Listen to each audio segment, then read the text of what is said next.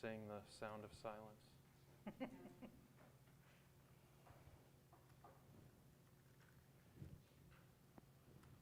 Chris work is magic. All right, we are on. Welcome everybody to our August City of St. Charles School District annual work session with our building principals. Appreciate everybody being here. We do have a quorum with all board members present, so if we can please stand for the Pledge of Allegiance.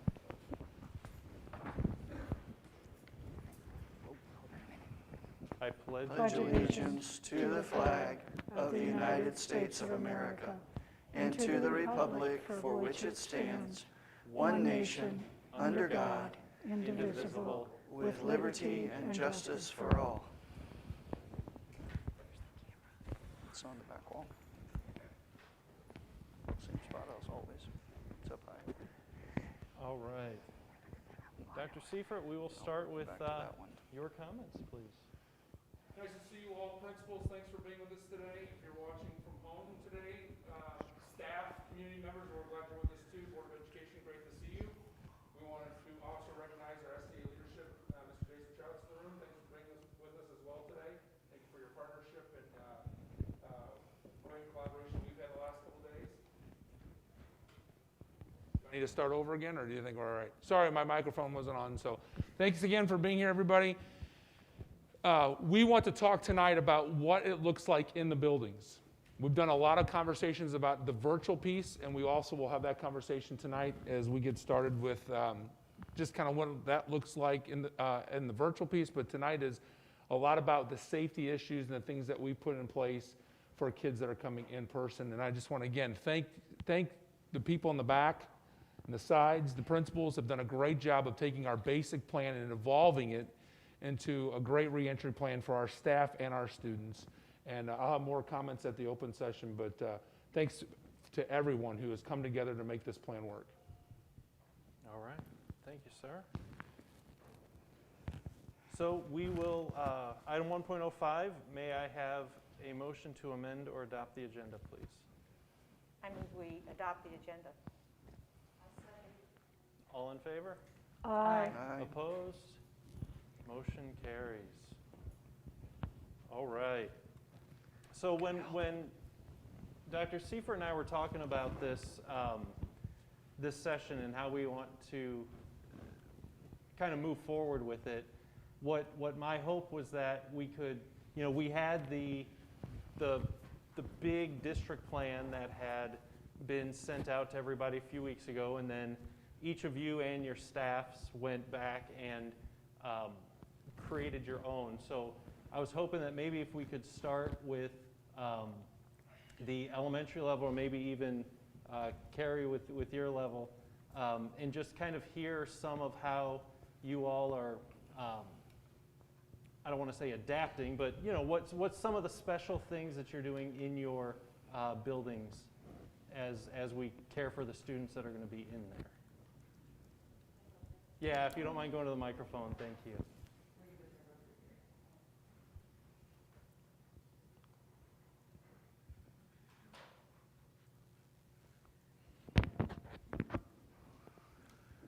Hello, everybody. I took my plan from the elementary plan. They had a general plan that they had, and then each elementary school took from that plan and kind of made it their own. So then I took the plan and made it feasible for early childhood. One of the differences in the elementary plan and the early childhood plan is that masks for children are optional at the Early Childhood Center. We have several of our kids who have some sensory issues, and being 3 to 5 years old, masks are a little more difficult for them to wear. So we're making them optional. The district has provided the gaiters. We're hopeful that that will be a little easier for some of our kids to wear. And in transitions, they'll be wearing the gaiters. Parents, it's exciting because parents, as they have been bringing children in to register, children are wearing masks. And they're good with it. They're excited about their masks. They have Spider-Man masks, and so they're pretty excited. Parents are doing a great job of getting their kids ready for coming to school. Our staff members will all wear masks. We've gotten, the district has created some plexiglass shield barriers for our therapists who will work one-on-one with kids in classrooms. And they have created those for each of our therapy rooms. They're beautiful. I mean, our therapists looked at them and they were so excited when they saw them. Better than anything we could have gotten on Amazon. We are also looking at sanitization methods. Because we're an accredited preschool program, we have already had to do 3-step sanitization methods of tables and any surfaces that children touch. So we've already been doing this all along. We're just going to kick it up a notch and do that within our town, do it on the playground, making sure that kids maybe get an extra pump of hand sanitizer prior to going out to the playground or into our town. Washing hands is a huge part of the routine that we do in preschool. Every time a child enters the classroom, a child washes his or her hands before meals, after meals, before playing in a sensory table. So washing hands is a part of our routine at early childhood. We're modifying our dismissal and arrival plan. In the past, parents would walk children directly to the classroom, which was awesome because we had that face-to-face parent contact. However, we are going to have the contact at the car, at the curb, and we will be, for each of, this is specific to early childhood, for each child attending, we will take a temperature scan each day. Little kids have a harder time telling us of all the symptoms that they may or may not be experiencing. So we're relying on our parents to do that for us, and then the temperature scan is an extra method that we can put in place to just help us. We'll be doing that on the buses as children enter the buses. We'll be doing it at the cars before we get the kids out of the cars. Or if a family would like to walk the child to the front door, that's an option as well. But we will not be having families walk children to the classrooms. We hope that things get under control sooner so that we can, because that's something that is a really big, important part of early childhood and our process of building community. So those are the main things I can think of. A lot more extra hand washing and sanitizing, and just doing our best. Social distancing with preschoolers is going to be incredibly difficult. We have already been eating in our classrooms, so that's something we will continue to do. And we will do our best to socially distance children. We don't have desks, so they play together. We will do our best to do the sanitization of the materials that they're playing with, and really watching for any type of symptoms that they might have. Any questions about early childhood? And I just wanted to throw in case,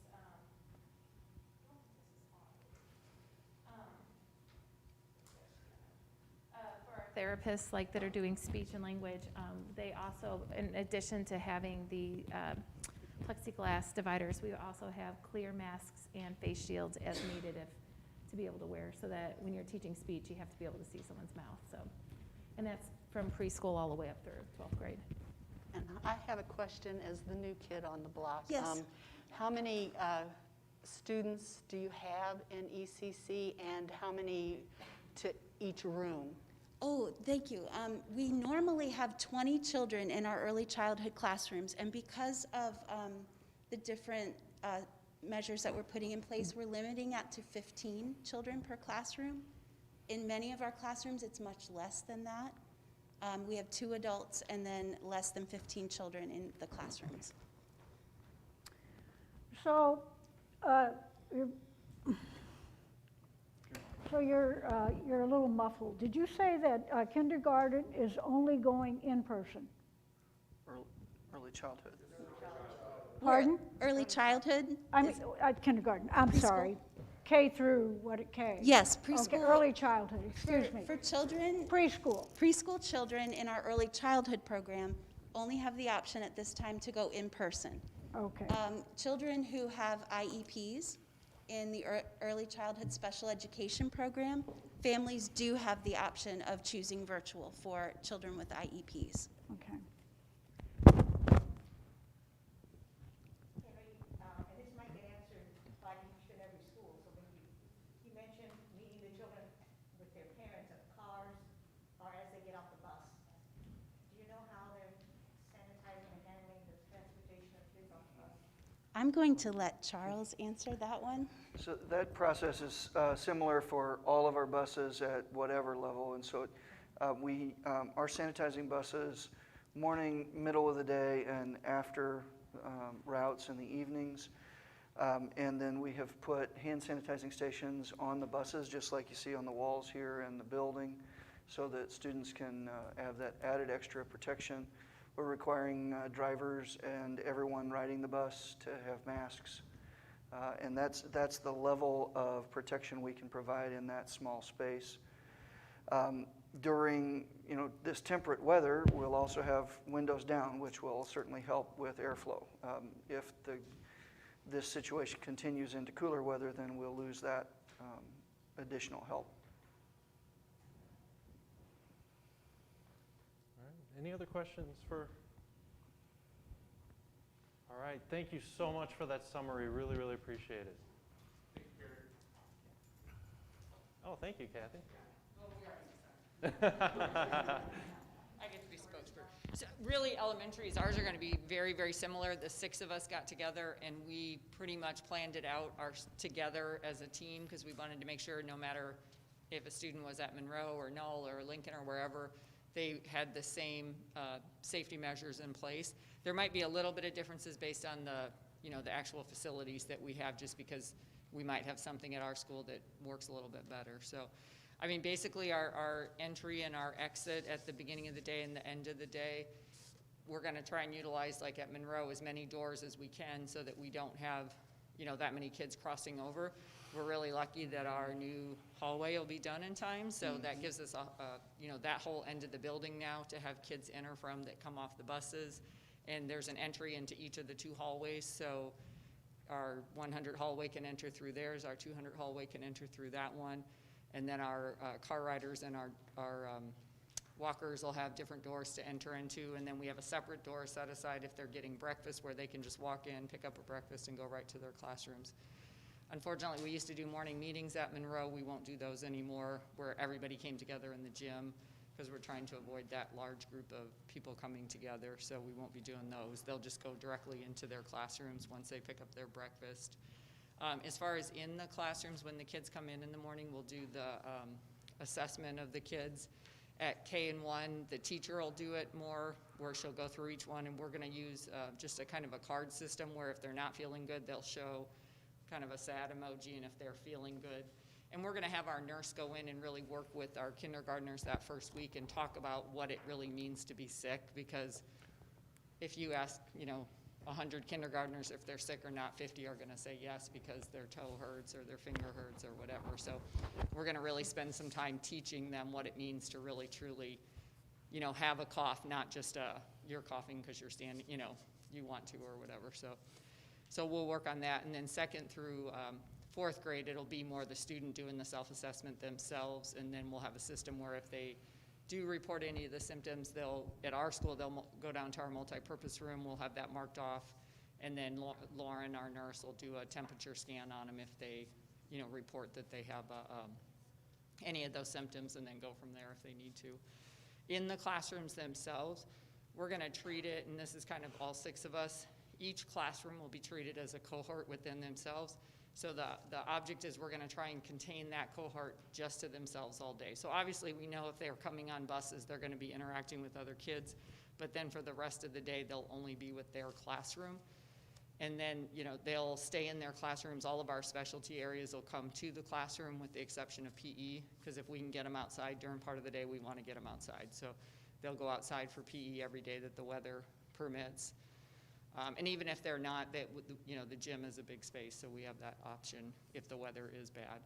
And then, but music, art, computer, library will all come to the classroom instead, so that the kids aren't traveling through the hallways. We won't have kids crossing each other from different classrooms, because it's hard to, for a 5-year-old to keep their hands to themselves, and we all know that. And then even at lunch and recess, in that'll probably vary a little by school, just depending on our facility. So now that we have our new gym, we have a dedicated, area that we can use for lunch. So we're going to divide ours into 4 quadrants, because we have 4 or 5 sections, well, 5 for some grades, because we have 5 sections.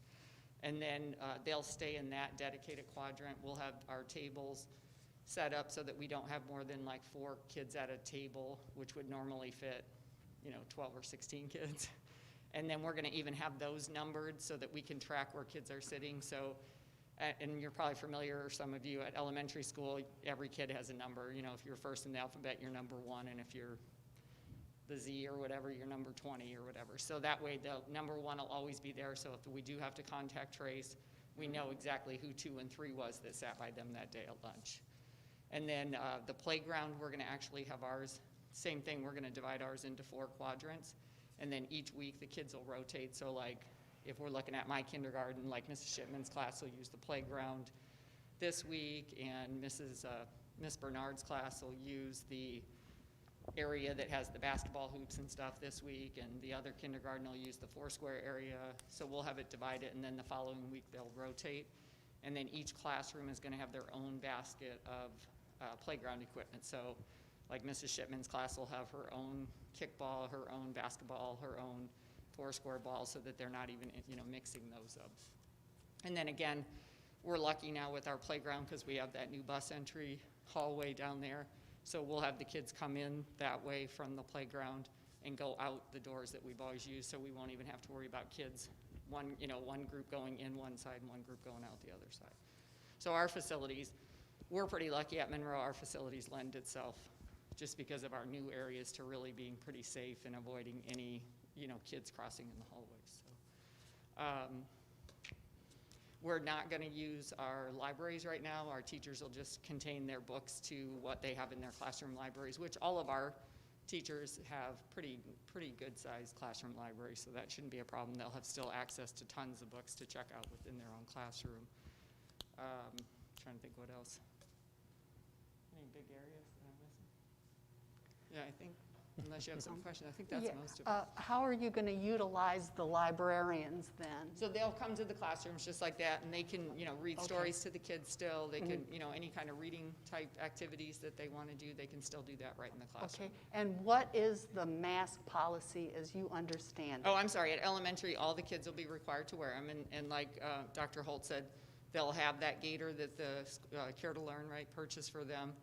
But we're also going to encourage ours to send a backup mask, because we know that a lot of days when they don't get the backpack, so we're probably not going to get the gaiter back, so we're going to have a backup. At all times, whether socially distanced The only or time not. would be once they get into the cab, just like if you were at a restaurant. When you're going to your table, wear your mask. Once you sit down at your table, you can take it off. And we're going to even ask them to keep them on at the playground. So, we'd rather have them in that habit than take it off, put it on, take it off, because then it's going to be even harder, we think, with little kids to try and make them remember when it should be on and when it shouldn't be on. So. I have a question, but it's probably one for you. Are we going to have backup PPE for all the schools? We have a 3rd grader show up and they forgot their mask. Yes. Well, and that's what we were saying too. We're going to hopefully ask every parent to send a backup, maybe that we can keep there if we need to, so that if they forget one, they'll have it when they get there. So 2 things on our end. Our maintenance department is giving masks to all of our schools, as well as I just got an email today from our health department. They have 75,000 masks to give us for each school district, and I'm working on right now, not right this second, but I'm working on picking those up as well. So we will have, as we're mandating masks, and I know that's a big question of what that looks like. And again, let's be clear. When kids walk in the building, from the buses, from where masks are on, that is an issue. Again, let's just be very clear what that looks like. The principal will have that child be isolated, and they would have a conversation about what that looks like. Child does not go to the classroom unless that mask is on. If that becomes an issue that day of not wearing the mask, then they will go home for the day, and we'll have a conversation about that with the parents. That continues, and it's probably we need to go to a virtual route. So that's how we're handling it. We're going to be working on a case-by-case basis of working with kids, but the mandate is that all kids are in masks. And then we're obviously giving them a face cover, but we also will then have the disposable there to hand out if a child forgets one for the day. We're not trying to make it a discipline situation, but we have to wear our masks. And the staff will have them on all the time. So. And will there be singing in music class? I think that's something the music teachers actually have a meeting scheduled Monday, right? We all have heard the story about the Seattle choir practice, and that's a great question. Yeah. I was a music teacher before. I actually do music outside of here. It's I know that's a really hot button issue for musicians, I will tell you that the music teachers, I reached out to them yesterday, scheduled a meeting with them for Monday to get some kind of guidelines set across the district for how we're going to handle music. Because I do know that music is an issue, specifically singing. So, and the studies show that that can be dangerous. So we're going to put some, yes, instruments, things like that. We're going to have to, so the plan is Monday to meet with all the district music teachers, and we'll come up with some kind of guidelines.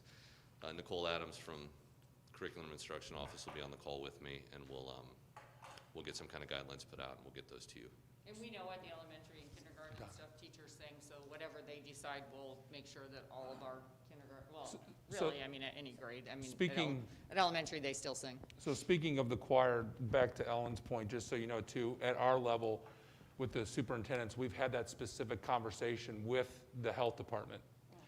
And you just kind of think this out, and you probably will know this with your daughter, but with the choir, that's actually the most concerning of all of it because of you're obviously singing, and there's so we're very concerned about what that looks like. At this point, we do not want to say we're not going to have any singing, or we're going to cancel choir classes. However, they're going to be meeting, we're having conversations, and so social distancing, making sure they are 6 feet apart and further if they can. Go outside and spread out. Go to auditoriums and spread out. Now, it's hard to wear a mask when you're singing, I get that. But then also curriculum-wise, at this point, we're not telling them we have to change the curriculum where you can't sing at all. But especially in the general music classes, singing needs to become kind of a limited thing at this point. Obviously, when you have I'm looking at you, sorry.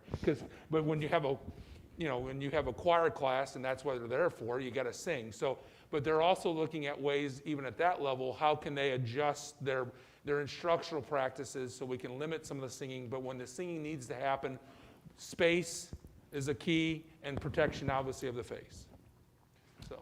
And we're hoping that they won't have to go to, because we would really like to keep those cohorts contained so that we're not having them travel in the school several times during the day. So we're hoping that doesn't have to be a factor. So. Yeah. So if, with all the safeguards that we have in place, if a child does come to school and, or they call ahead of time and the parent lets you know he's not feeling well today, then how does that virtual switch work at your elementary? To switch to, go the ahead. virtual, maybe that's. Yeah. That's probably more me. So with our revised plan that you'll hear more about in open session, one of the things that we're trying to do especially at the younger grades like elementary, Jefferson, and even virtual teams in Burden. Can y'all turn on your? I'll start over. So with our revised plan that we'll talk more about during open session, the virtual teams that we're trying to create, or sole virtual teachers that we're creating, our grade level teams still work as PLCs. So while we're going to have a kindergarten virtual teacher, they will also be on a team with the in-person kindergarten teachers. And so through their weekly PLC meetings, they're going to be making sure that they're on the same pace for curriculum planning, assessments, those types of things. And so we are working out all of the expectations of the virtual teacher, but one of those will be that they're creating digital content for their students anyway, that they will share that digital content with the in-person teachers so that if they have students that go on quarantine, then they can continue to be in touch with that student and share the digital content with them so that they can continue their work from home for as long as they need. So a child who is in a seated class can easily, I'll say, jump into the virtual kindergarten curriculum or first grade curriculum or third grade. They can access virtual, yeah. What? They'd be able to access virtual curriculum. Yeah, so they'd stay within their own class, but they could still access the recordings Right. from home, yeah. So you don't have to, the teacher of record is still the teacher of record, and so if I'm asking this now, but it's really probably more middle school and high school, but once grading is taking place during those days of quarantine, or some kind of a test is going on during those days of You quarantine. need to turn your thing on, sorry, Chris. It is One. on. Mute. But it's Maybe move it up closer. Kind of in between.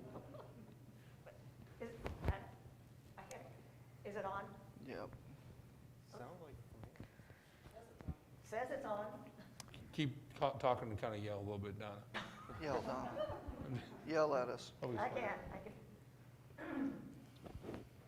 So You're the good. teacher of record still maintains the grades, even Yes. if they are temporarily being tested or graded or something by the virtual teacher? But they're Yes. not being tested or graded by the virtual teacher. The virtual teacher will share the virtual content that he or she is giving their virtual students with the in-person classroom teacher. They will share it out with their child or their student that is in quarantine and continue that relationship with them. So if there are any grades that need to occur or anything like that, just like in the regular classroom right now, if a student went out for an extended absence for a variety of reasons, the teacher might give homework up front, or the parents would come up on a daily basis or every couple days to get homework, and then the teacher would grade it and input it. So it's just a modification of that we're going to really rely on our PLC teams that are already established for that virtual teacher to share the virtual content, so that the in-person teacher isn't scrambling to try to create that on top of their normal lessons. I assume that's how it was going to be. I just wanted to make sure we clarified that, because the plans that you had at the elementary by keeping kids in their own cohort groups is a great, I think a great plan, and a safety issue for in-school kids. And that also means instruction won't have that break, and I just was making sure. It's a good question. Well, as we pull out the virtual teacher now, that gets a little bit more tougher to do, because now we get to get the virtual piece from the virtual teacher for the classroom teacher to use, instead of the access plan, all access plan, where it was just, you could come in and out as you go. But we're making it work. Well, I think our teachers are pretty good at communicating. Yep. with They are. Well, that's the strength of the PLC. That's the strength of our. Lori has a question. Oh, Jason, and I was formulating this in my mind when you were speaking. Okay, with not only choir, okay, but I mean, there are other classes where they might not spit when they talk or whatever. And I don't know if we've looked into this as a district, because I know there are ones that are not good and there are good ones. The shields, because of the fact that, like, okay, even in foreign language and speech and all of that, the teachers also need to see their mouths. And not that they wear it all day, but they're assigned it and then they get cleaned at the end of every class or at the end of the day or whatever.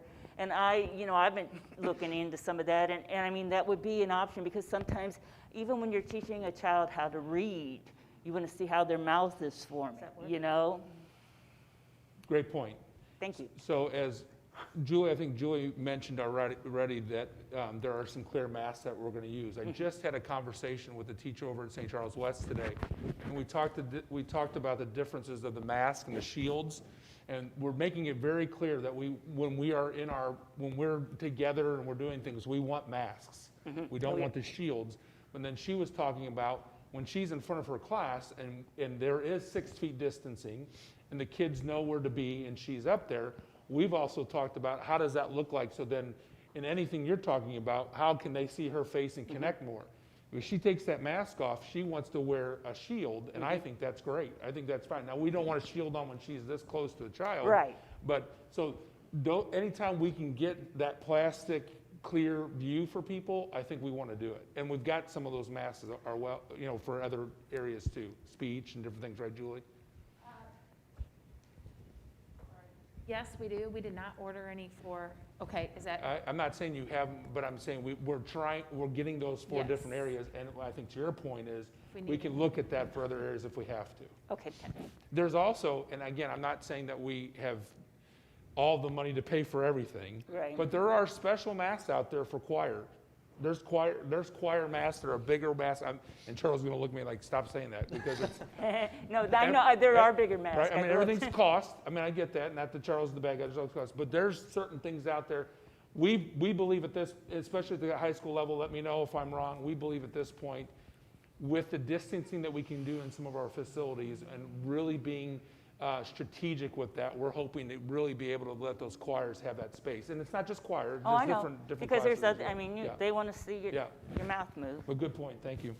So this number might change, but right now, knowing the number that are going to be with the virtual teacher in your cohort, about how many, what would be the class size for the remaining? At K1, 2, we're pretty safely around 16. Our 3 and 4 are a little bit bigger, and Dr. Lewis and I talked about that. At Monroe in specific, we talked about that yesterday. We're watching that because we do have quite a few parents still at Monroe that have not stated at all what they're going to do. So we're kind of waiting until those final numbers, and then if we have some parents we still haven't heard from, we'll try again and contact them. So I'm not sure at 3 and 4, K1 and 2 though, we're pretty much around 16.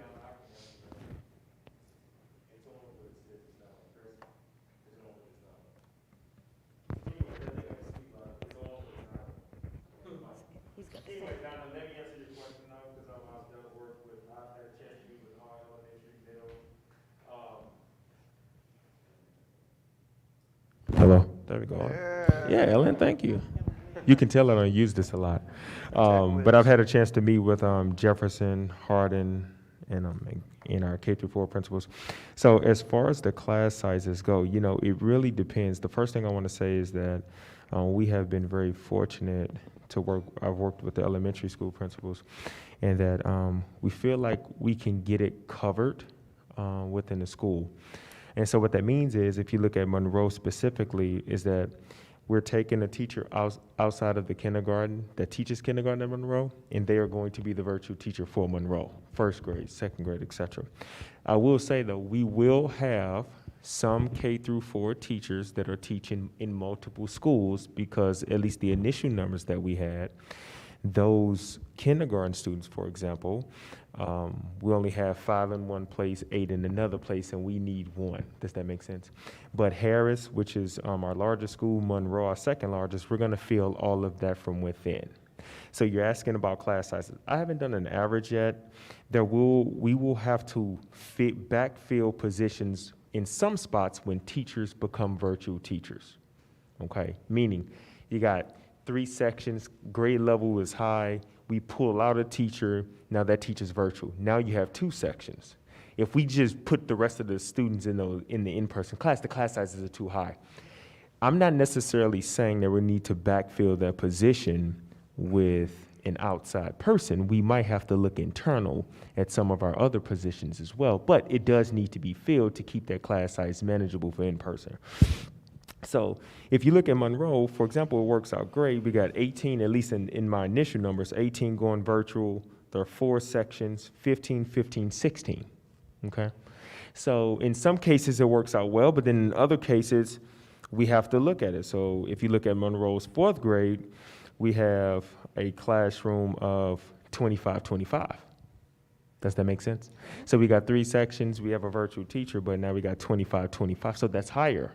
So we'll have to make decisions in terms of what we do with that. It's not 100% perfect, but I do think by and large, we can keep teachers with their school and with the students that they normally would serve anyway. So in a smaller school like Lincoln, Mm-hmm. the first grade teacher, for example, Yes. who will be the virtual teacher, may not have just enough first graders. Mhm. She'll have to teach some first graders from other buildings, or she'll have to teach first, second, or third So curriculum. good question. I've been working with Julie. And this actually is a first grade teacher coming out. But at least the way we have it planned, she's teaching the first and second grade virtual. That could change as the numbers, what the numbers look like when it's all said and done, but that's how we have it now. So in some of the spots, we can combo, like at Coverdale, at least the initial thinking is we can do somewhat of a combo of a staff member at Coverdale that could teach 3rd and 4th, right? But at the same time, when we look at Coverdale, their 2nd grade will be teaching, at least at this time, 2nd grade, all the 2nd graders at Coverdale, but all the 2nd graders at Blackhurst, you see? So it's a puzzle that we're trying to put together with the staff that we have. But it works well, and I'll tell you why. One is because at least at this point in time, these teachers are comfortable doing it. 2, we feel like our best teachers need to be the ones teaching virtually, okay? At least that's the rationale. We certainly want those that have been in our community long term. Will it be ideal across the board? No. However, that's the goal, and I think by and large we're there. I would tell you though, we still have some gaps to fill. We obviously don't want to put more. We don't want to put more salaries on the budget, and we're going to do everything we can to work from within. Those would be one-year contracts, though. If we do hire, they will be 1 year only. There's no doubt about it. And teachers, these last few days, because we've already read that they agreed, they know this kind of shuffling and kind of individualizing that you're doing at the buildings, they are on board with that. And they have an input with it, and it's their plan.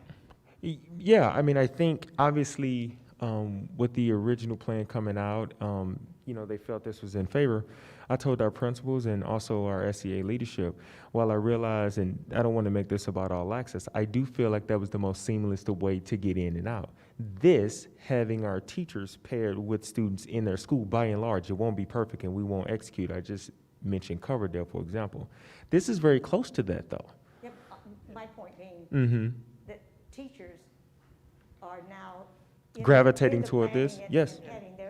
I think that gives them more ownership. And Donna, we're going to have time to talk about Yeah. the virtual plan at the main building, or at the main session too.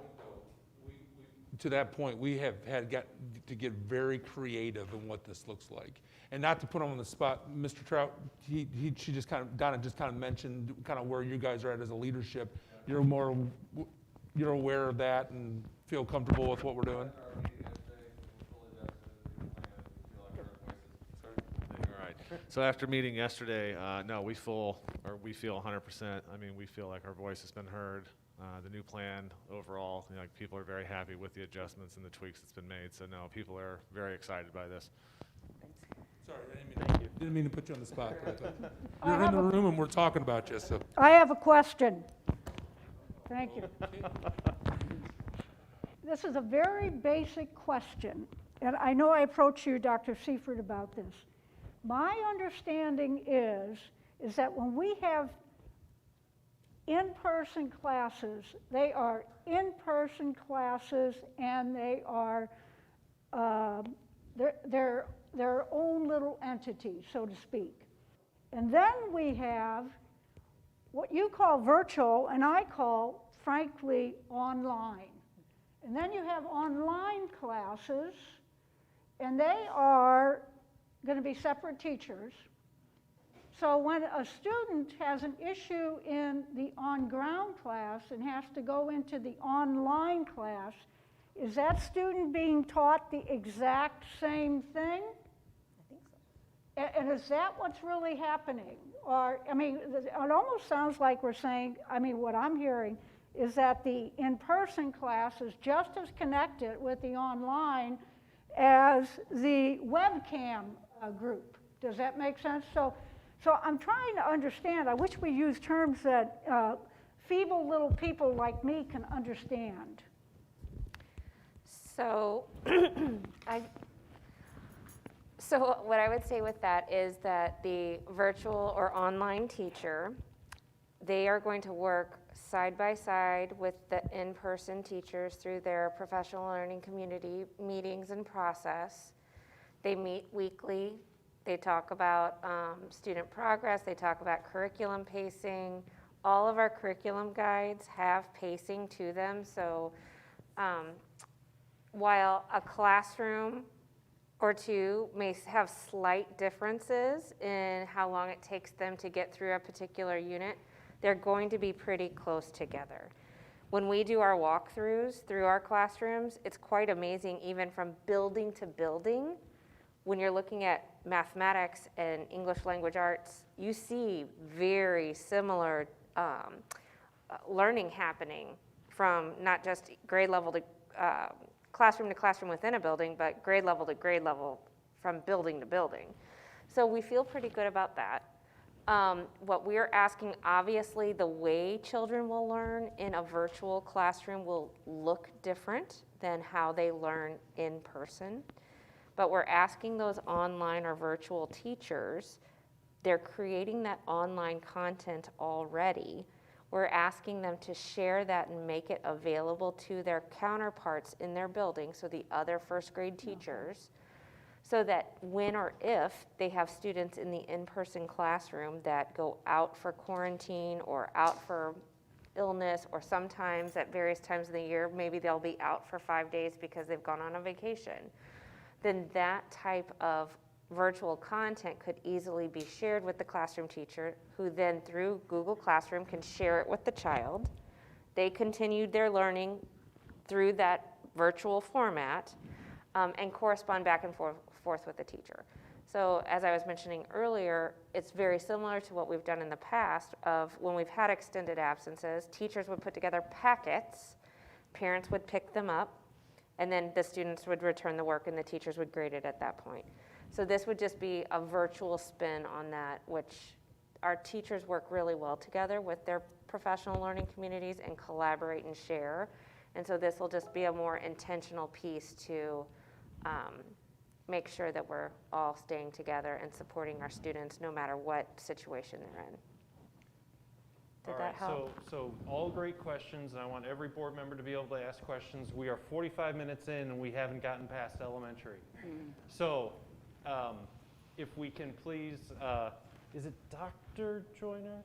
Not yet. All right, Mr. Joyner, if you could come to the microphone, please. All right, my name is Jason Joyner. I represent Jefferson Intermediate. I'm the assistant principal. Mr. Shields is unable to be with us today. So for Jefferson, I think I'm going to start talking about our changes based on how the kids arrived. We've had some great construction work done at our building. We had our front redone completely. It looks beautiful. But that also allows us to deliver our students to school a little bit differently. So our first change came from how we're doing our buses. We've talked with transportation, and what we're going to end up doing is we are going to track students on the bus, but we're splitting it up from 5th and 6th grade. So the 5th graders will be on one section of the bus, and the 6th graders will be on the other. The reason we're doing this is because we will drop off at different places for our building. So the 6th graders will all go through one door from the buses so that they stay isolated, and we can minimize the amount of students that are just congregating when they come in the building. And the 5th graders will do the exact same. We've also made some changes to how we handle early morning breakfast. Last year, we kind of piloted a grab-and-go system that was very popular. We ended up doing about 100 units or 100 meals every morning. So we have doubled that. We talked to Trout. They are very receptive with that, and we are going to pretty much go with a full grab-and-go. So our cafeteria will not be used in the morning. So we can also keep that as a safe and clean space so that when we do lunches, we won't have to re-clean that, so that saves us a little bit of area. We have a 5th grade section and a 6th grade section. So the 5th graders will go to one side, so they will stay isolated on their side. The 6th graders will stay in their hallway. So that's another way we're working to separate our students so that we don't just have that cross-contamination, and we can kind of track a little bit better. That's actually coming to school. When it comes to going home, we are going to use the new bus lanes. We are going to change up how we let our students leave school.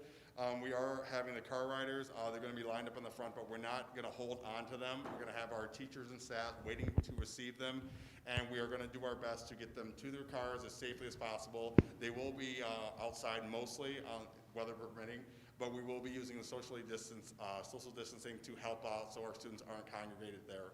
Our walkers are going to end up going through our breezeway area, and they will leave the breezeway and kind of circle around. There is going to be an adult at the crosswalk there where Jefferson and Monroe meet so that those students can cross safely. We already have a person picked out for that. They were there last year, but they will just have that responsibility to watch those students and make sure traffic stops for them crossing there. So that's our students coming and leaving. In the morning, we talked about the grab and go. One of the things we're doing in the morning is we are doing a safety screening. The way we have set this up is I've talked to my nurse, and what we were planning on doing is we are doing a digital screen. So what's going to happen is when the students enter the classroom, the teacher will remind them that they need to do a screening process. So we have set up a Google document that will track the responses with that. It has about, I think, 6 questions on there that pretty much ask them the basic health screening that we are doing, that the teachers would be doing.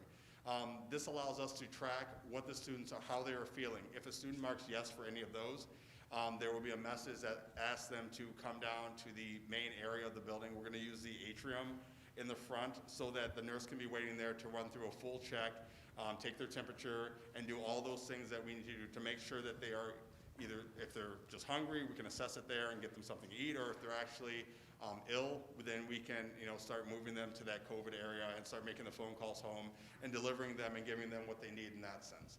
We will be doing this process by the plan 2 times a day. We will do it in the morning, right when the students get there. We also want to try to do this after lunch because we find that a lot of students tend to get ill after lunch for whatever reason, but we wanted to make sure that they might have been feeling good in the morning, but we want to do that second check just to make sure that our data is right and that we're looking after our kids the best way possible. Let's see, classroom, we are going to be tracking student seating within the classrooms. Like I said, we're going to pretty much have seating charts. They will be delivered to the main office so that we can track who is there and who is not. I have 2 secretaries that I'm going to volunteer for that position. I've already talked to them and they're okay with that. But we're going to be watching and pretty much making sure that we can see if someone is getting ill, who they're around, and then pretty much communicate that appropriately and discreetly so that we can make sure that we're keeping everyone as safe as possible within the classroom. I did have a chance to talk to maintenance today, and we are going to be delivered some cleaning materials to every classroom. I'm very happy about that. So it's just a process of us talking with the teachers and figuring out the best way to keep those areas as clean as possible. I haven't talked to a lot of teachers about that. That's going to be one of the things that we poll and just get a better idea, but we do want to make sure that those desks are clean several times a day. And like I said, it's going to be a conversation between our staff and I just to make sure that happens in the most effective way. Let's see, for main office, we have talked about just on my main office staff doing wellness checks for the different people that need to come in. I know that a lot of the state people who don't have to come in don't have to do the full wellness check, but I want to set up a situation so that we are tracking that. So we are going to be using the Raptor system. There is a place where we can put a note. So if we have a parent who says, I need to come in, my child needs to go to the bathroom, we will be performing that wellness check just to make sure that they are there. If they do not have masks, we do have extra masks in the office, so we want to make sure we accommodate that, but also keep our building as safe as possible. But we also don't want to not allow someone who needs access to the building. But typically our plan is not to have foreign people within the building. But I just wanted to make sure we had that just in case, because there's always that one issue, and we don't want to be just disrespectful to our people who need us in that sense. The way we're going to use the Raptor system is whenever we print IDs, we are planning on either writing the temperature on there, just so we have that visual representation. If that person's in the building, we know that they've been looked at, and it just for that added comfort, mentally about that. I heard somebody talked about the library. Our librarian we've talked to, she will be doing a book delivery system. So I'm not sure exactly how she's set that up. She's amazing. I know she's going to do that. She did let us know that there will be a 72-hour cool-off period between the books that come back so that we can just make sure that we're being as safe as possible with our students with that. I've talked to some of the teachers about their library in their rooms, so that's still an ongoing process because the majority of our teachers have a lot of books in their rooms. But everyone I've talked to, I've mentioned that cooling off period, and they've been okay with that as well. Last but not least, we are trying to come up with a plan for some of our music classes, and we are talking with a company to see if we can do some kind of shielding for that to help them with that. It's not definitive. We don't have anything 100%, but like I said, we are in talks to make sure that part of our specials can be accessed as well. I might jump in and just point out that Jason talked a lot about their transportation and traffic plans. That whole campus at Jefferson and Monroe now is two-way on both driveways. And in front of Jefferson, the lane going north, closest to Jefferson, closest to Jefferson goes north only. The one further from Jefferson goes south only. We believe it will really help with not only Jefferson, but Monroe after school, West events at the stadium. That'll help us quite a bit. So, but that'll be a significant change. As we were talking, Donna was at Jefferson just a year or two ago, and it's been that way a while. Been one way for a long time. So. There's two things. So the last two things, we have talked with Trout, so we are revamping how the lunches actually look to streamline that process, just so students are not grabbing things, so that's a safer space. We're also changing up how we're doing our lunches, and we're minimizing the amount of students or classes that are allowed to go to the lunchroom per day. Typically, we have 8 classes that go to lunch per day. We have 4 lunches a day, but there's 8 classes that go there at one time. We're minimizing the amount of students, classes that are going there to 4. And then for our breezeway, we're also minimizing the amount of students that are going onto the breezeway by 2. So we have a system set up so we will switch on and off, and we are tracking that to make sure that everyone's going to get equal time outside in the breezeway, so we don't want to, have one group have more than the other. But we're doing that so that we can add the social distance to that. You also said that certain classes will be webcam, right? For example? Certain, right now, we have talked about the webcams in the classroom. We've also talked about how much access they will have. Right now, as I'm talking to my teachers, we are talking about the direct instruction piece, but we are also trying to plan for that enrichment side of it too, because we do recognize that we want to make a seamless from from the virtual to the classroom. But we are trying to figure out ways that if kids have questions and they need that face-to-face, even if it's digital, to make sure that we're getting that as well. Does that answer your question, I hope? It does, but there were obviously a lot of emails and so on like that were very concerned about the dignity of the student, in the presence of other parents and so on like that. And so I just wondered if that was considered. When we talked with the staff, that was one of the big things that came up, because my staff was very worried about just making sure that if a kid doesn't have has a question, they can ask that question. Because, like I said, we want to make sure that, it's a learning space. And sometimes if you're on the spot, you won't want to ask that question. So we have had conversations about what the screen time looks like. Even we've talked about, like, if we do breakout groups, whether that be digital, virtual, or in person, how does that look? We're very focused on making sure that the students get that great experience. And to add to Dr. Termela, when we talked about making sure there's a cohesion between the virtual students, even if they started in present and left, we did talk about in an earlier meeting about making sure that all the things that we're doing at the schools, also the virtual students are going to get. So like at Jefferson, for instance, we're talking about PBIS.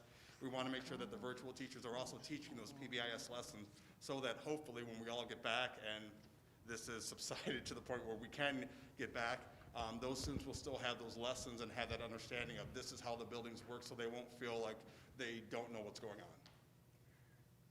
But and that would also be the leader in me for the grade schools and some of the other programs as well. For general curriculum teaching for 5th graders or for 6th graders, is it similar to our K through 4, where they're in a cohort group for their language, for their instruction, except for the virtual teacher? It's separate, just like just like the elementary. Yes, That's and we'll go through our presentation. Okay. But you'll see it where there are some I would call elective classes or specialty classes at that level, as well as the hard level, that we might have to do all access just because of how the class forms, and so, but the general classrooms will be separate. Got it. I understood it to be that And way. we're going to rely on the PLCs to help with that cohesion as well, which they normally do. So for the teachers, it will be seamless because the PLCs work so well, but it will be a little bit different because, like I said, virtual versus in person, just making sure that we're not missing those little things on the side. But I'm sure the teachers will be able to do that. All right, thank you, Mr. Joyner. Really appreciate the information.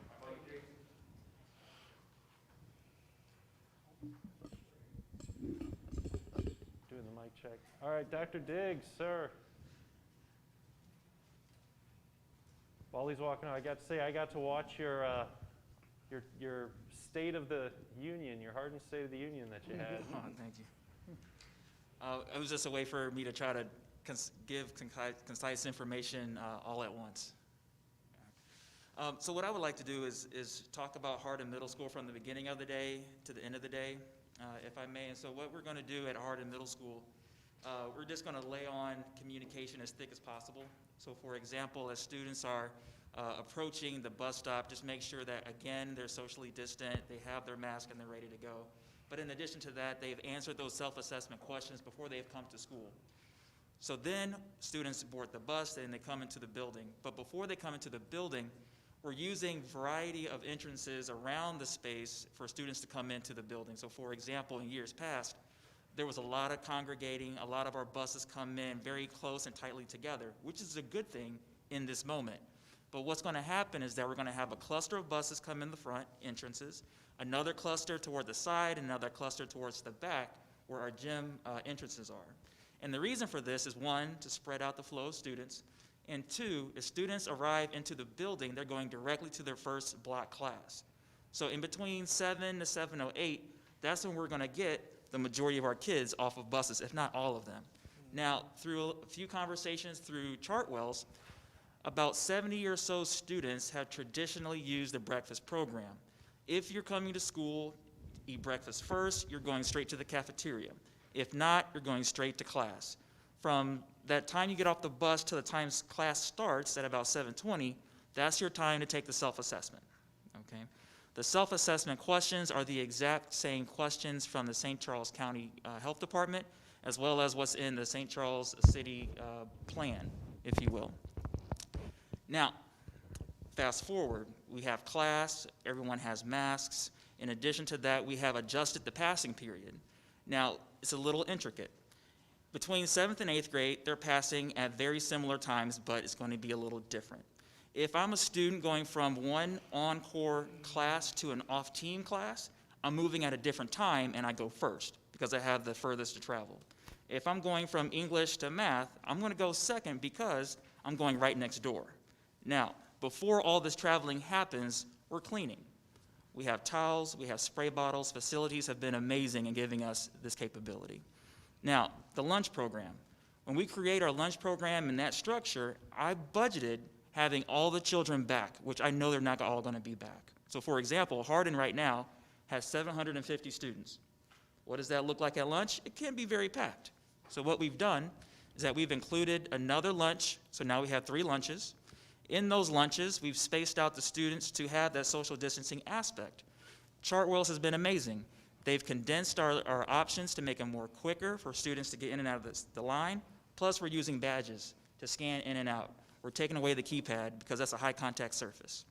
Now, for the students to eat lunch, they'll eat lunch in the cafeteria. I can hold 184 students in the cafeteria, socially distanced. And then I'll also use the commons. For that, I'll have about 60 to 64 students. Now, as I checked my virtual numbers before I came to this meeting, I was around 184 kids. That's going to give me more room to spread students out. In addition, everybody's going to have an assigned seat. That way I know who's seated next to whom in this lunchroom space, in addition to their classroom. Okay. Now, fast forward, we get to the end of the day. We're going to have 3 separate dismissal times. First, we'll have our buses. The students will be dismissed first out of different exits. Then I'll have my car riders. They're going to be dismissed out the front. And then my walkers, they'll be last, being dismissed at about 2:24, 2:25. Okay. Now, for inside the building, yes, we are using variations of the all access plan. We have a virtual team that we're creating, as well as the teachers that are teaching in person. Now, will there be moments where we have an inordinate amount of students that need that space that's all virtual? Or we're going to use them in the all access plan with teachers in the building, okay? So at this moment, we have 4 teachers that we will put on that all virtual team. So what does that look like?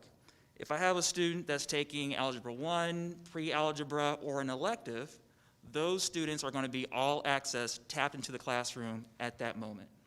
If you're at core, English, science, social studies, math 7, 8, you're going to have that virtual teacher dedicated to you 5 days a week.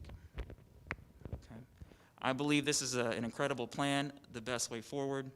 In talking with my staff, they are on board with separating all access and in person. With this plan, we blend a portion of that together. Nicely done. I have a question that when you were giving examples just now. For example, the Algebra 1, the math classes might use the all-access plan. Does that mean, I guess that's your student who's taking Algebra 1 is going to have to be in regular classes some of the time, but when it's time for him to take his Algebra 1 class, that will be with a webcam? For the virtual student, yes, ma'am. Yeah, but he's still in person, and then when he makes his passing time over to his algebra class, that would be using the webcam. So two different sets of students. I have the in-person student, and I also have the virtual student. If I am virtual taking an upper level math, I'm going to tap in all access. If I'm the in-person student, I have a regular schedule. I may have an all access class, or I might not. Okay. It just depends on who that teacher is that I'm utilizing to give that virtual experience to both sets of kids. Thank you. I have a question. Like what they say, you tap into the virtual kid taps into it. And just even the CDC this morning, that's encouraged as many classes that can be held outside to do so. How do the teachers just take the webcam with them or what? So I can answer that. So certainly when or if we change spaces, the webcam, as long as there's internet connectivity, can follow us wherever we go. So we can certainly do that. If we are, let's say it's a PE class, and they are going outside and they're doing something that's more team-driven than individual, then that might be an option for that PE teacher to have some pre-recorded options for the virtual student at home. So in unique situations, we may have to come up with some unique options so that students can continue. And PE is probably one of those scenarios, especially if you're doing anything that's team-based for sports and activities versus individual fitness. So there might need to be some adjustments that are made. For sure. I have a question. About how many students would be impacted where they have chosen the online option, but they have to watch an in-person class? But about how many students would be in that situation? So the students that would be in that situation would be any student who is virtual that is taking an elective, which is all of our students, and if you have a high-level math class, Algebra 1, pre-algebra. So the number of students greatly, it's going to be almost all of them because they all take an elective course. Yes, ma'am. Oh, okay. Mm-hmm. So the students that are part of our virtual piece, every student has a variety of elective choices. And so those choices, for us to create this team plus also have all access, they're going to all access into their elective. And have you talked to your teachers about the possibility of them not using webcams? I know I'm a retired teacher, and I would not, there are some classes that lend themselves to webcam use, such as working a problem in math on the board. And there are some that you can get by with Zoom. So are you giving your teachers a choice whether to use the webcams or not? And I can help answer that question if you'd like, Dr. Dix. So the webcam actually is used through Zoom. So the webcam is just a better option than the little camera that you have on your laptop right now. It allows for much better sound and actually much crisper video, but that is tapped in and shared with students through the Zoom format. So the Zoom format is the format that we will continue to use. Okay. So students at home log in through Zoom. The teachers will actually are going to be encouraged to use one of the front desks in the center of the room wherever their projector is or wherever their main teaching is going to take place. They will be given a webcam, an adjustable tripod so they can change the height and the tilt and the ankle, and they are also going to be given another screen, another monitor. So as the teacher's in the front of the classroom, it'll be right in front of him or her, wherever they're teaching from, and they will see the screen of their virtual students. They will see their faces, they'll be able to see the chat box, they'll be able to hear them if they're asking questions. So we're trying to make it as user-friendly in order for teachers to be able to know that the student has a question or is trying to respond, and allow for that teacher to interact with them as quickly as they can. But the Zoom is the format, and the Zoom is password protected, and also the teachers will enable the waiting room feature. So the students have to have the password to get into the waiting room, and then the teacher has to admit the student into the class. Okay. So no Zoom bombing. Right. And they're essentially running a 3-screen system where they could have their own laptop with whatever other programs they need to use open, but then the teaching screen would have content that could be shared to in-person or virtual students. And then that third screen, as Danielle described, would have just the Zoom gallery, kind of like what we've done for board meeting for several months. So there is two-way communication. Yes. But Yes. I kept thinking webcam meant they wouldn't have. And the nice thing is too, like at the end of that direct instruction, or at the end of that lesson, as the teacher then is going to start working with children in the classroom, he or she could create what if you're familiar with more technical aspects of Zoom, breakout rooms. So if I know that I have a few students that are at home, maybe on Monday, I'll put a couple of them on the schedule to stay on Zoom after the direct instruction is finished. They can start working on their independent work, but I'm going to put them in a breakout room. So when I can get to them, I'm going to go to them and I'll have, pop in and I'll chat with them. Or it could be a small group of them if they're working on a similar thing, or they need a little bit of remediation or intervention or anything like that. So there are some tips and tricks on how to use that in a way where teachers can interact with students in a meaningful way without it feeling super awkward or unattainable. And again, we're going to be able to talk about this in the next session. We need to get to the high school from Lewis and Clark. So thank you, Dr. Davis, very much.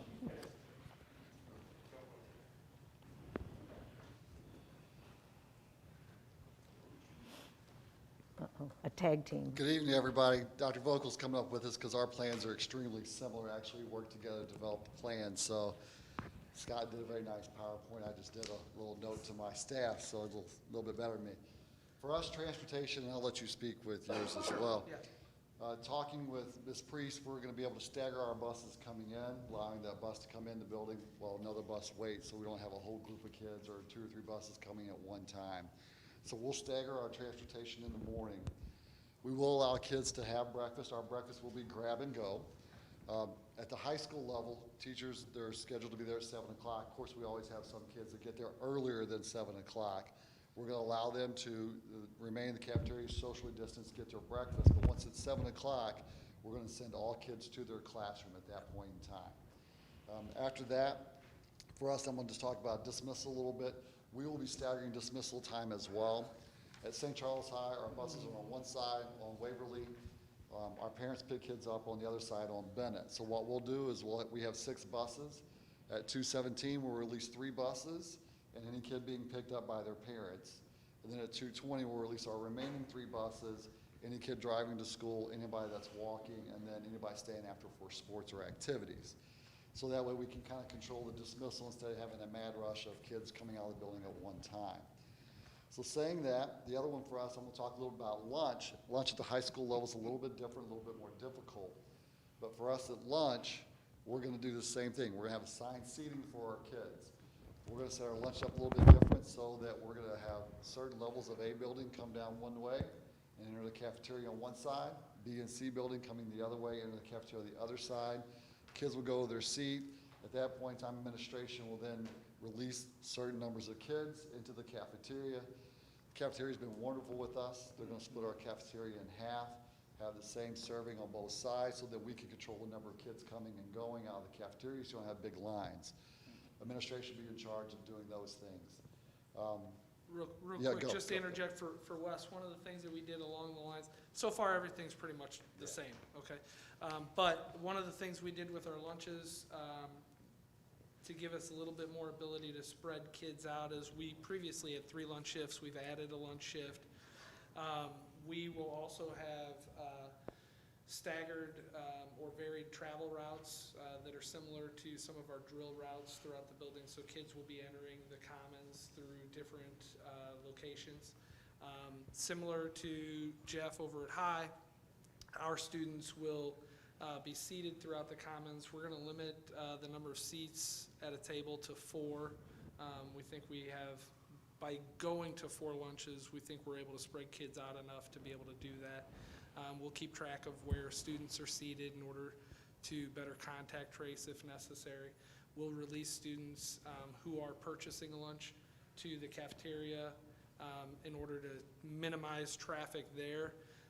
They've never had a problem in the past getting our kids in and out of that space, so that shouldn't be an issue there. Buses in the morning, very similar. They will stagger their drop-off, obviously. If we've got more than one bus that arrives at the same time, they'll wait. We don't have that many buses that drop off, so that shouldn't be too much of an issue. In the afternoon, we will stagger our dismissal as well, so that 3 of our smaller buses, as well as our walkers and our riders, they'll be dismissed, and then 3 minutes later, we'll release our students who drive as well as our students who ride the other 5 buses in order to just kind of minimize traffic in the hallways. One of the things that we'll be doing also in the hallways is trying to encourage students traveling one direction to stay on one side of the hallway, students traveling the other direction to stay on the other side. Since we've renovated a few years back, we have that luxury now that we have wider hallways in the building, so we're able to do that. So I think that catches us up. Yeah, a little bit. For us as well at the High, we have that lower commons area, so we're going to take Step some to of the the mic, Jeff. cafeteria tables. Oh, sorry. At High, we have that lower commons area. We're going to take some of the cafeteria tables, pull them up there so we can spread the cafeteria area out, spread those kids out up there. Like Scott said, we're going to talk to our kids about walking on the right side of the hallway. Of course, at St. Charles High, you know this as well, some of our hallways are not very big, but we'll work with that one. Kids will be required to wear a mask. Just like Dr. Diggs said, we'll have cleaning supplies for our staff so that they can clean between classes if they need to or have to. Same thing with PE and along those lines. For us as well, I think Scott's the same. We're really going to control visitors and volunteers coming in. We're really going to limit that and not let people in our building that way. We do have a few programs coming in, outside sources that we will use, allow them to come help our kids, but that will be required for their study or for their class. Assemblies, right now, we're not doing assemblies. It's hard for us to get a large group of kids in there like that, so we're going to adjust and no longer do assemblies as well. Of course, we have the nurse protocols in place. They're good with what they're doing. We're talking to our teachers about social distancing as much as you can in class, 6 feet. Right now, for us at High, looking at our numbers this morning, we were roughly sitting at about 60% of our population has turned in their choice, and about 60% want in-person and 40% want virtual. That alone will help us with the class sizes and spreading kids out. We will have to go back and look closer at the details per class to see how many kids we actually have in there and look at our schedule and see how we can help adjust that if we need to spread kids a little bit out and move them to different classes. So we'll have some work to do once that's done as well. We'll just continue, like I said, to keep working with our kids and educate them on what they need to do and how to do it properly at the high school level. What else am I missing?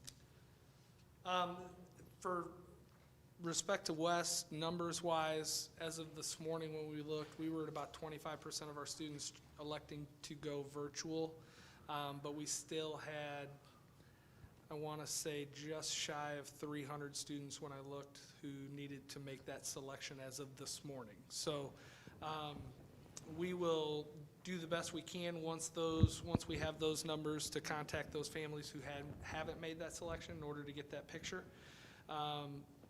We've done a number of things to try and minimize our class sizes to this point. That's going to vary depending on the course that you're talking about, but we do have pretty good numbers across the board. Really, before you take into account any of the mitigation factors, we really only had a handful of courses that really jumped out as under a normal circumstance, needing to be balanced a little bit and have that number reduced. But our guidance counselors have been working on that, and that's before we've even taken any virtual students out of that number. So I think we'll be in good shape with regard to our ability to social distance. Again, very similar to Mr. Walker, that's going to be a challenge that's ongoing throughout the year depending on the course. I do know our classes themselves, classroom procedures, we will assign collaborative groups for those classes that will work collaboratively, and those groups will remain the same, and that's going to be one of the strategies that they use in order to assist us with any needed contact tracing, that kind of thing. For example, lab groups in a science class, those will be assigned at the beginning of the year. We'll have assigned seats. I know our science classes currently are looking at virtual labs for a number of the science classes so that they're able to work both. Thank you, Dr. Tormla, for working Yes, with us. appreciate on that. Pivot. Appreciate it. So that they're able to work with both the kids at home and the kids in class. Our PE classes, they're going to be looking to go outside as much as possible throughout the year. What else? Same thing with band. Some of us are looking like band to be able to spread out, to go use the auditorium. Yes. Talking about music classes, being able to go outside. Courtney in our building has a very large room. Looking at her numbers, I mean, she's 37, 38 for some choirs, so we've got some control of numbers there. So we're looking at every little detail we can and trying to make sure we're helping our kids and staff out as much as possible.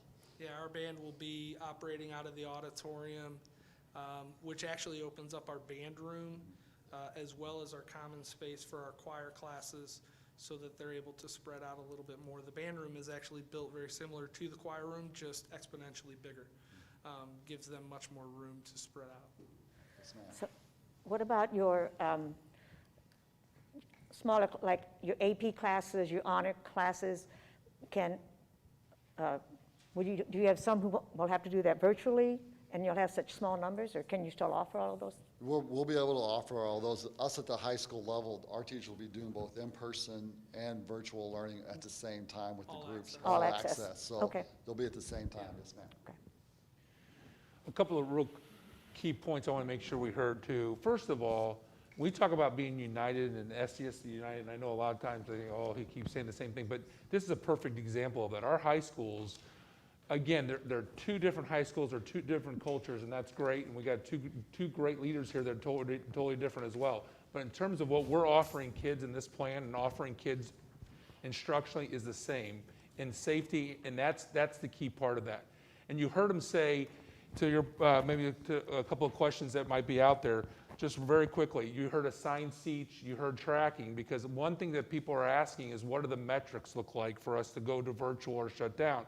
And there's a lot of different metrics that people are trying to put on in terms of what it looks like globally or outside of the schools. And for us, we're going to focus on what's happening in our schools. Meaning, when we have if and when we have a positive test, we're going to be able to, it's not perfect, but we're going to be able to say what student or child is 6 feet, 15 minutes is what we use, around that child. Wherever that positive case is, those people, those kids then will be contacted. And all of that will be tracked through the health department in terms of quarantine and when they come back. The health department has told us they are going to tell us when those kids come back. Now, as we track that and we look at metrics, for us, we're going to focus on the percentage of what that looks like in our buildings.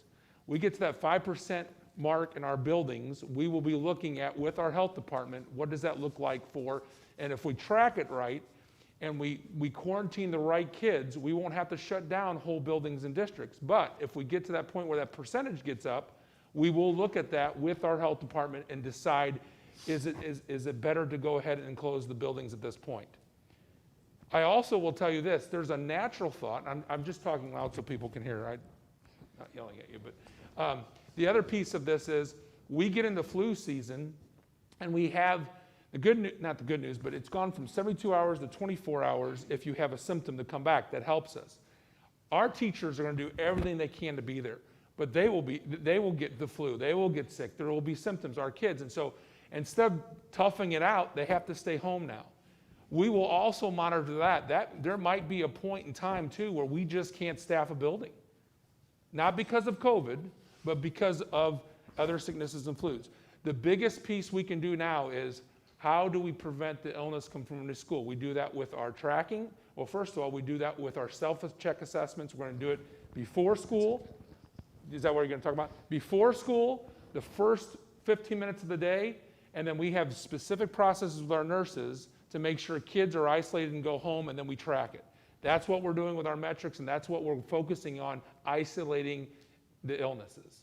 The other piece too, I know there's a lot of questions on disinfectant and sanitizing, and I want to let you know, principals, you might want to speak up because you are more in those conversations than I was, but Josh Schaefer, our maintenance director, is doing a great job. He has a whole SCSD custodial re-entry plan that he shared with the principals that are all shaking their heads yes.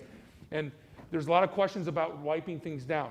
General rule of thumb, he's saying his custodian should be sanitizing by day and disinfecting at night, and he goes through all the cleaning solutions and the sanitizing solutions and the disinfecting solutions that they will be using on a daily basis and at night to make sure that we keep these buildings clean.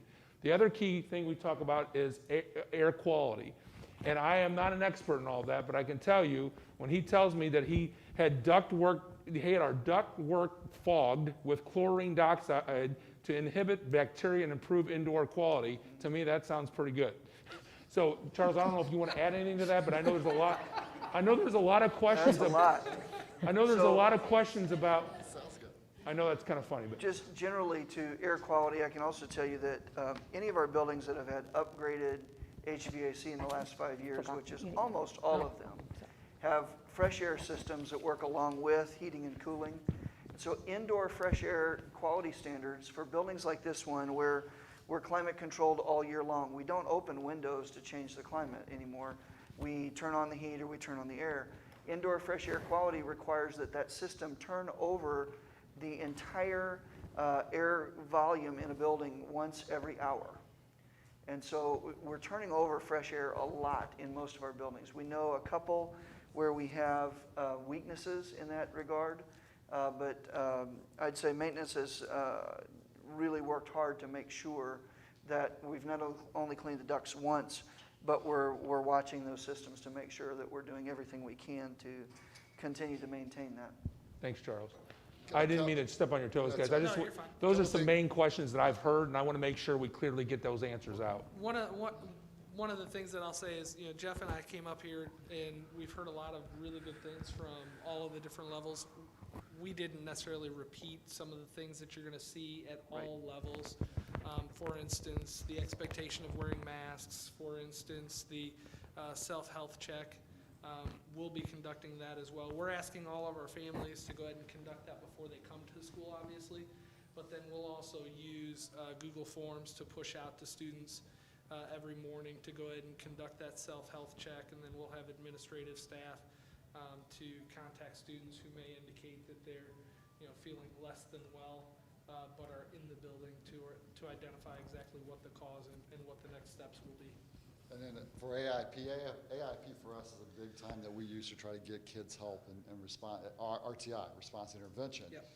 And that's a lot of time we let our kids travel. So what we're talking about this year is limiting that travel and basically saying kids are going to stay with their AIP teacher, but we're going to set up a system where certain days of the week, certain teachers can ask kids, and what we'll do is a Google Meet or using Zoom to set up a way for those teachers to then interact with those kids and provide the help and assistance they would normally do with them in front of them in the classroom, but now we'll do it via Zoom or Google Meet so we don't have the travel and don't worry about contact tracing kids at that point in time during AIP. And we also have 3 extra days that you have granted to us that we will be working on specific content that will help, especially at our high school levels that are in the all-access plan of what that looks like and give them some time to work with the cameras, work with their setups, and be ready to go. I will say the other day, Dr. Vocal and Ms. Siren came over to St. Charles High, and we actually set up a webcam, wanted to test it ourselves, see what it looked like. I was the student, so I was in a separate room, and Scott was in the room as a student, Siren was in the room as a student, Jeff Thorne was in the back of the room. So he was a virtual student, I was an in-person student. Yeah, I could hear conversations, they could hear me. All I could see from mine was just the board. I couldn't see anybody else in the classroom because the camera was set up in front. So now I can see other kids that were zooming in, but I could also change my screen where all I would see was just the board. And there was good conversations going on. We could hear each other. We could converse. Even though I couldn't see Scott, I could hear him and we could talk. And teacher could hear me. I could hear the teacher. It was really a good system. Yeah, and we understand that our staff may have some anxieties about this system. There are a number of benefits, and there's not a single plan that doesn't come with obstacles. What's really exciting about this particular plan is like what Jeff was talking about. There are so many benefits to being in class with your classmates. One, obviously the ability to connect with the teacher, ask questions to the teacher directly, but then also to hear the questions that your classmates have. So much of the learning that takes place in a class comes from what you do and what you hear from your other classmates. This system will continue to encourage that, which is exciting. I'll say this, as an educator, 27 years, I've watched it change so much, but we as a community, we need to get ready for virtual education because it's coming. And I'd like for us as a group to figure out how do we help our kids that live in our district be in person or be virtual. I think we as a community need to be prepared for and ready for such a thing. And I can actually say that now because I'm a taxpayer in St. Charles. I love living in St. Charles, but I will tell you guys, we as a community need to be ready to adjust to that and provide as much opportunity for all our kids as possible. Absolutely. Thanks, gentlemen. All right. Thank Thank you, gentlemen, very much. So we have success, and Dr. Jarris, I apologize. When I was talking earlier, you weren't in my line of sight, so I didn't realize you were here. So I apologize. Yeah. Hi, I'm Chris Jarris. I'm from the Success Campus. And I met with Scott and Jeff, and we did a lot of the same planning. So a lot of the things everyone else has mentioned we're doing at the Success Campus. One of the things, we're a very small building. We usually have all of our students come in when they first come in and do a big kickoff meeting, kind of morning announcements, that sort of thing. We will not be doing that. We've changed that where they're going to go straight to their classrooms. Our restroom breaks, we're small enough where we're actually going to not have students take restroom breaks between classes and actually have the classrooms take them on a break in their classrooms. So we do 3 hours instead of the block scheduling in my building. We'll have kids in the morning and the afternoon for 3 1-hour periods. So they will be getting a restroom break every hour with their classroom. That way it keeps the same kids in the restroom together that were in that class if we have to contact trace, and just limits that exposure in our building. We did have some questions with it being a smaller building. I know some of my staff were a little concerned about the small classroom sizes and social distancing. So I did look, I actually pulled out our blueprints and looked at square footage in my classrooms and the number of students we have, and then I called Jeff Walker to kind of see what the average size of a St. Charles High classroom is. We actually fall right in the same range as far as square footage per student of a classroom. So looking at my group, I've had about 75% responses from my families. We've been calling, kind of finding out if they're doing virtual or in person.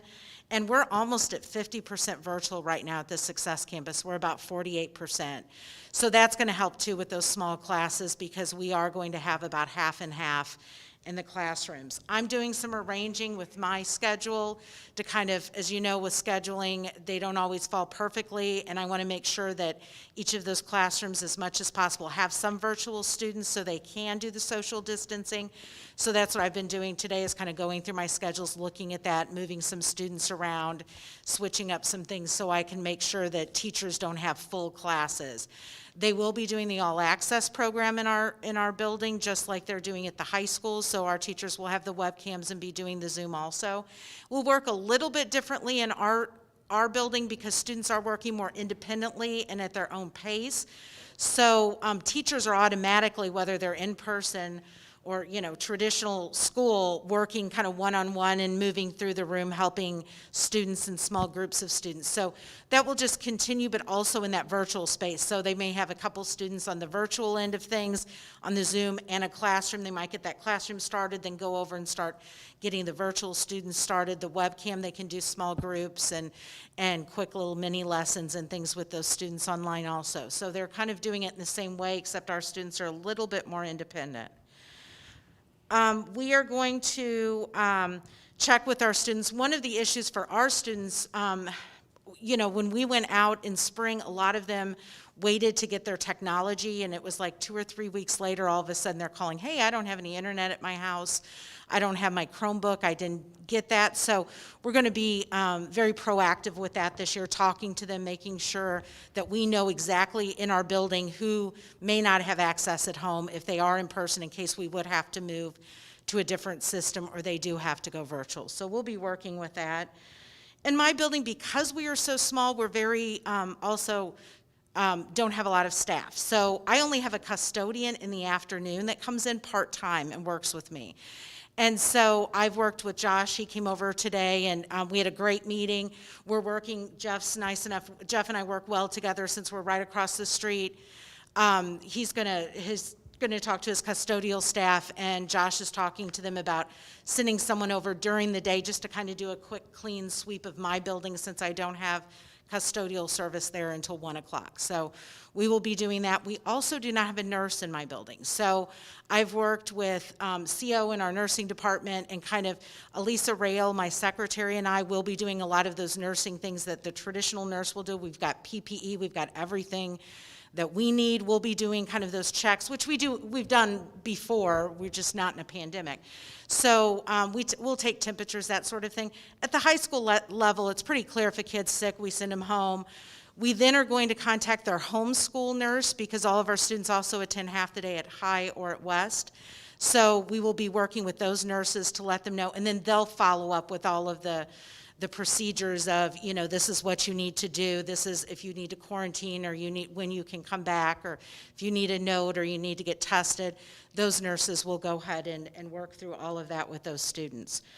We're also in our building working a little bit for resources, looking at, we know that social emotional needs are going to be a lot bigger this year, so I've already reached out to our social workers. You know, we're going to be looking at that in my building and really working with families and helping students out on that end, because we know students are going to come back. You know, there's just going to be more stress in the community, more financial you know, issues and families and that sort of thing. So we're going to be working in our building on some of those resources and making sure our families get all of those resources. I do have a teacher who works with the JJC, the Juvenile Justice Center.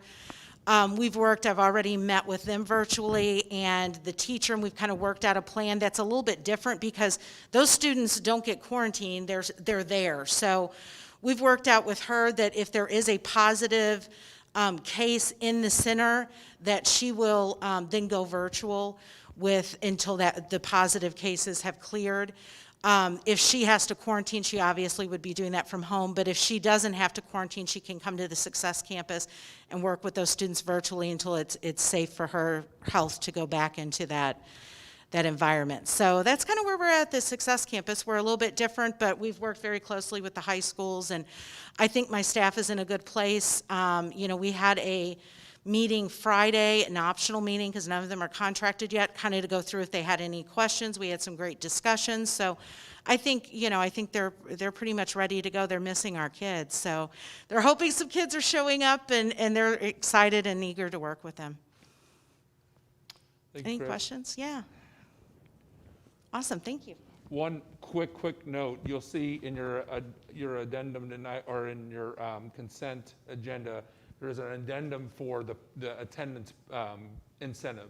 We've taken that language out, and that's for our high schools in terms of incentive for being exempt from finals, just because attendance at this point is in a whole different ballgame. Just so you know. Dr. Stewart. All right, Dr. Stewart, sir. Well, thank you all for your service, and thank you for having me tonight, and all of us. So hopefully, you know, what we've said to our students and families this year is that Lewis and Clark is going to feel a lot differently than it normally does, because, you know, our biggest disadvantage is that we have kids coming from all over the county coming into one space. But our advantage is that we have multiple entrances and exits all over the building. So the plan is that every kid is going to enter a special exit or entrance right into their classroom, or very close to their classroom, and they're going to stay in that classroom the whole time. They're going to be masked up, The only time they're going to leave that classroom is to go into the restroom or to leave, and they'll leave out their own classroom door. So, our goal is to keep every program separate and not allow them to commingle with the other kids. And that's essentially our plan that we're planning to implement. So we're going to be very, very careful, very cautious, and use our spread out building to our advantage. Our buses we've got a new bus loop that's going to loop all the way around. It's going to have 4 different stops so kids can get out and just go straight to their class. So there's not going to be hallway traffic, very minimal hallway traffic. Our little food service that we have is going to all be ordered in advance, and it's going to be delivered to the classroom door at a certain time, and there won't be any money exchanging. It'll all be done on account and things like that. So we got it all figured out, hopefully. Yes, ma'am. Question. Well, since you have students coming from other districts. Yes. And some of them they're not all virtual. So if they are ill and following procedures in that district, then you don't have, you do a wellness check, I guess, when they come to your building, just like all the others, but. Yeah, they're going to enter into if any kid comes in and they're not feeling well, and especially if they drove, and we think a majority of the kids are going to drive, teacher's just going to say, turn around and go. Well, I meant, yeah. Do they come from are they bused from their district first? Yes. Well, they could come here first, or they could come here second. Just depends on the high school. But the key to this is the collaboration that we have with the other St. Charles County school districts. We're not always doing everything exactly right, and again, we'll make decisions what's best for our kids and our community. However, when it comes to these basic plans of the checkpoints and the check assessments, they're doing all the same things. And so we have actually met with all the districts specifically on CAPS and Lewis and Clark, so we're on the same page of what that looks like with kids coming. So we feel really good about that. And then do you want to talk just real quick? I think we've mentioned this before, but if for some reason we had to go to virtual, just so they have an idea of what that, I think we've said that, but let's talk about that real quick. We had a meeting last week, CAPS and Lewis and Clark, with all the superintendents or their designees at Lewis and Clark to talk about this school year, talk about this plan I just mentioned, but also to say, if we get into a situation where our school district, hopefully we don't have to do this, but if we have to go all virtual, that we have a plan, a very safe plan, that we can continue. Most of our programs can continue in person 50% of the time with half the kids at a time. Again, with the separate entrances, the outside air circulation, the huge shops. And then some of the programs would go online. And those other school districts totally were enthusiastic about that plan and said they'd continue to send buses 4 days a week if we get to that point, even if they shut down. And there's a plan for CAPS with that as well. Yeah, there's a plan for CAPS. And CAPS just essentially, just to speak for Erica, who couldn't be here tonight, 2 of the 3 CAPS programs meets in businesses. One meets at Charter and one meets at Stouter Technologies. And both of those companies are enthusiastic and want the kids there, and they have given them more space than they normally get, so they're going to be able to. And again, those kids are coming from all over the county too, including our schools here. The healthcare strand is actually going to meet 3 times a week in the State Technical College area on our campus because they're on the way out this year, and then I think the other 2 times they're going to meet at the county library.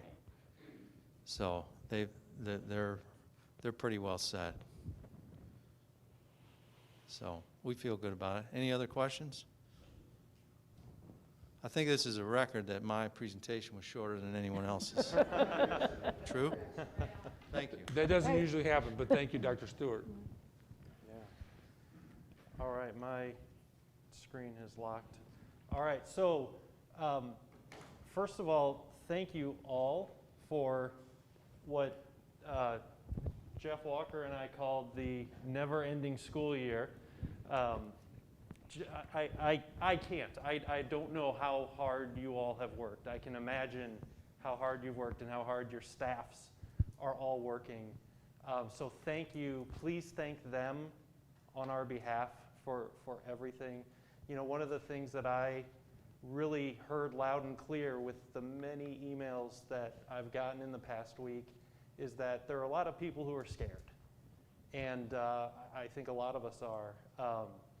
And I know that you are all doing as much as you can to minimize the risk as much as possible. So thank you all so much.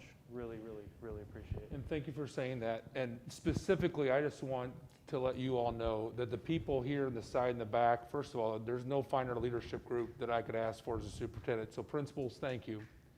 And I also will tell you this week, they were very, very specific and I feel like very influential in getting the information in terms of being fearful. And there was a lot of things going on. Our principal stood up and said, we need to meet with our staff and we need to get this thing going. And I want to thank them for doing that. And they really turned this thing around. Principals, thank you. Thank you for leading. Thank you for supporting not only what we're doing and being a team with us, but also leading in your buildings. And I know we won't do this without our staff, but we cannot do it without the leaders in the building. And so thank you. You can clap for that. So thank you for what you did this week, and thank you for what you're going to do tomorrow and the next day, and we're going to do this together. So, and I mean that, and it sounds very emotional and I'm serious because they're doing the work and they did the leading, and I appreciate them. All right. So with that, may I have a motion to adjourn, please? I move that, go ahead. I move that we adjourn. I'll second. We got about 3 seconds. All in favor? Aye. Opposed?